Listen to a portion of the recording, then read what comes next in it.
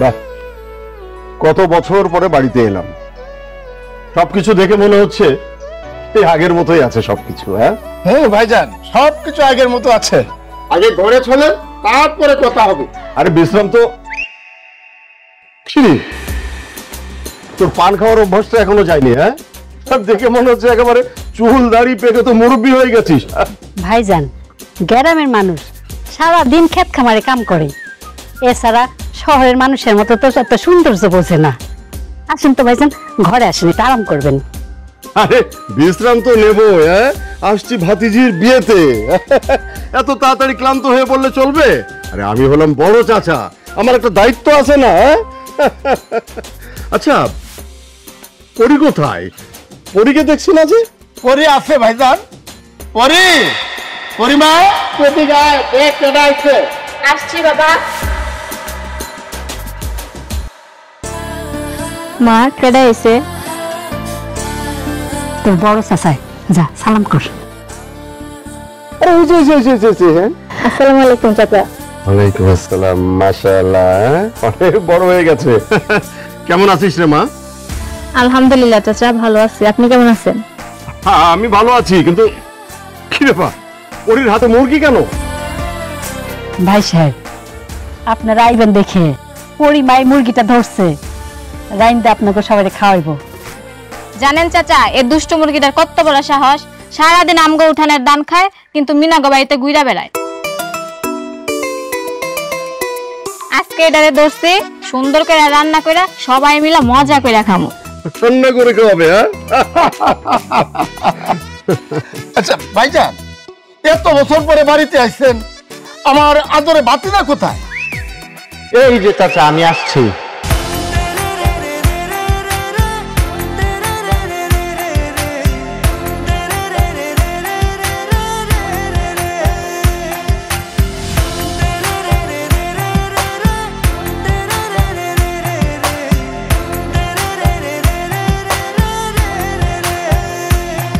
কিন্তু চাচা, কিন্তু কিন্তু কি? আমার মালা কোথায়? মালা? কেন চাচা, আপনি ভুলে গেছেন বাসায় নতুন অতিথি আসলে তাকে মালা দিয়ে বরণ করতে হয়? চল, ওর পাগলামের কথা বাদ দে। চলো। মা, এটা কি আমগো রাজু ভাই? হ্যাঁ রে মা, এইটাই আমার গো রাজু। দেখতে তো সুন্দর, কিন্তু বলদ বলদ লাগতাছে। কি তুমি আমাকে বলদ বলছো? এই মেয়ে, তুমি জানো আমি কে? আমি ঢাকা থেকে আসছি। তার থেকেও বড় কথা হলো, আমি যে কোনো সময় যে কারো প্রেম করে যেতে পারি। তো আমার থেকে সব সময় দূরত্ব বজায় রাখবা। এই শরৎ তো তোমার সাথে কথা বলে টাইম ওয়েস্ট করি না। দাদিমা কই তুমি? My sweet heart. দাদিমা। আইসা শহরের ভূত, গ্রামের মানুষ খেত, আমরা আপনাদের থেকে বেশি স্মার্ট। ব্যাগটাও রেখে গেছে, এখন এটা আমাকে নিতে হবে।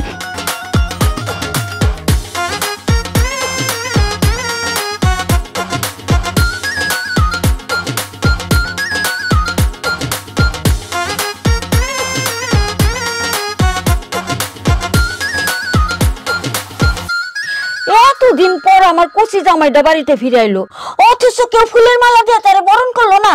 হ্যাঁ, এটা কোনো কথা?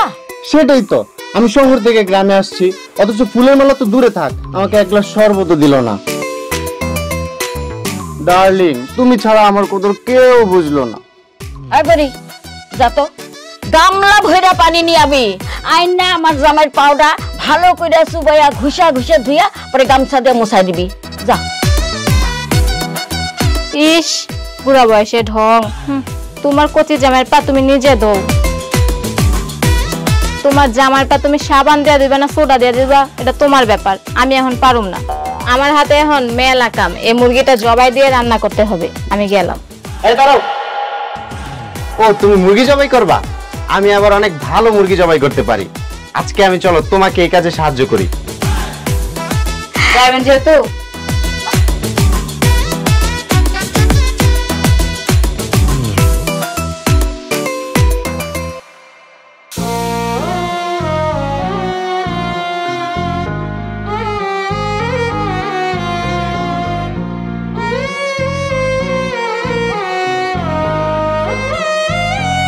মা, আপনি এখনো আমার উপরে অভিমান করে আছেন?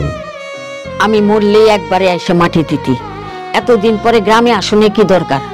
মা, আমি কেন গ্রামে আসি না সেটা কিন্তু আপনি খুব ভালো করেই জানেন। আমি গ্রামে আসলে আমার সেই সব পুরোনো দিনের কথাগুলো মনে পড়ে যায়। আমি ওটা একদম নিতে পারি না, আমার খুব কষ্ট হয়। সেই জন্য আমি ওইসব দিনের কথাগুলো একদম ভুলে যেতে চাই। সেই জন্য আমার গ্রামে আসতে ইচ্ছে করে। তাই বলে নিজের মায়ের মনে কথাও একবার মনে পড়ে না? না মা, আমি কিছুই ভুলিনি। মা, তুমি তো খুব ভালো করেই জানো, রাজু যখন খুব ছোট তখন ওর মা রাজুকে রেখে অন্য একজনের সঙ্গে পালিয়ে যায়। রাজু যদি এই কথাটা জানতে পারে যে ওর মা ওকে ছোটবেলায় রেখে অন্য একজনের সঙ্গে চলে গেছে, রাজু খুব কষ্ট পাবে, ও মন থেকে একদম ভেঙে পড়বে। সেজন্য আমি ওকে সাথে করে গ্রামে নিয়ে আসতে চাই না। এত বড় সত্য তুই রাজুর কাছ থেকে কতদিন লুকায় রাখবি? একদিন না একদিন তো রাজু জানতে পারবো। সেই একদিন না একদিন অনেক পরের কথা মা। আর তাছাড়া রাজু জানে ওর মা রোড অ্যাক্সিডেন্টে মারা গেছে। ও ঠিক যতটুকু জানে ততটুকুই জানুক, এর থেকে বেশি আমি আর ওকে জানতে দেব না মা। ঠিক আছে, তোর ছেলে, তুই যা ভালো মনে করস তাই কর, আমি কে? মা,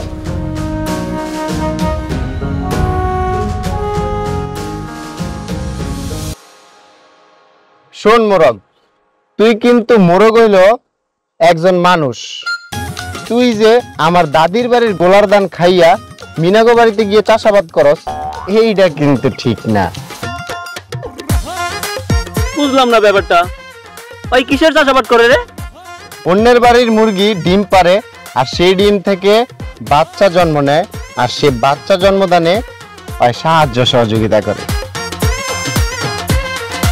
এইটা কিন্তু ভালো কাম, জনসেবা কামের মধ্যেই পড়ে। এই, আপনি কি আসলে মুরগ জবাই দিতে পারেন? এভাবে কেউ মুরগ ধরে? আপনি শুধু শুধু মুরগ ধরে কষ্ট দিতেছেন কেন? দোস্ত, এক কাম কর, ওইটা আমি ধরি আর তুই বিসমিল্লাহ বলে জবাই দে। তুই ধরবি? এই ল, এনে ক্যাচ নে, এখন তোর কাছে এভাবে দিব। এই নে দিলাম, এখন বিমানের মতো উইরা তোর কাছে যাবো গা। এই, এটা কি খেলার জিনিস? ছাড়েন কইতাছি। কি ছেড়ে দিব? হ্যাঁ। ঠিক আছে, এই লো দিলাম ছাইরা। যা মুরগি তোরে বাঁচায় দিলাম, এখন তুই মুরগির পিছে পিছে মিনাগো বাড়িতে যা। এই, আপনি মুরগটা ছাড়লেন কেন? কত কষ্ট করে আমি মুরগটা ধরছি, আপনি ছাইরা দিলেন? সে কি কথা, তুমি তো বললা মুরগি ছেড়ে দিতে, তাই দিলাম ছেড়ে। আমি কি একেবারে ছাড়তে কইছি? এইসব আলতু ফালতু কিসব কবিতা শোনান, মস্করা করেন? তা কোন কবিতা শোনাইছি তোমারে? ওই মোরগ তুই দাদি গো বাড়ি ধান খাইয়া যা, ওই মোরগ তুই মিনাগো বাড়ি বাচ্চা ফুটাইতে চা। আরে বল্টু, তুই তো ভালো শিখছস রে। দেখতে হবে না কার শিষ্য? কিরে বেটা, বেশি রাগ করে ফেললো নাকি? আমারও তো তাই মনে হয়। যাজ্ঞা, মোরগ তো ছাইরেই দিছি, ও লাইগা আজকে আর মোরগের মাংস খাওয়া। ওরে মোরগ তুই দাদি গো বাড়ি ধান খাইয়া যা। একটু লবণ দাও দাদি। হয়েছে হয়েছে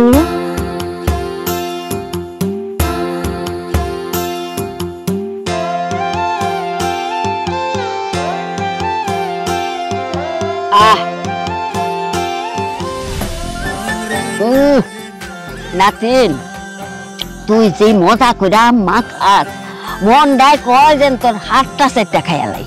হয়েছে বুড়ি, প্রশংসা করে আমার বাসাইতে হইব না, নেও ভর্তা খাও।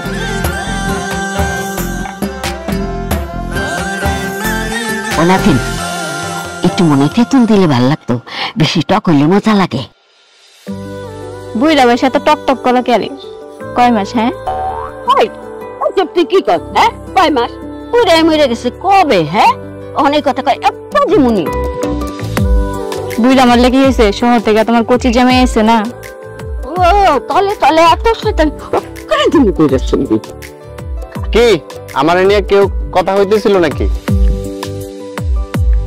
এগুলা কি আম্বরটা?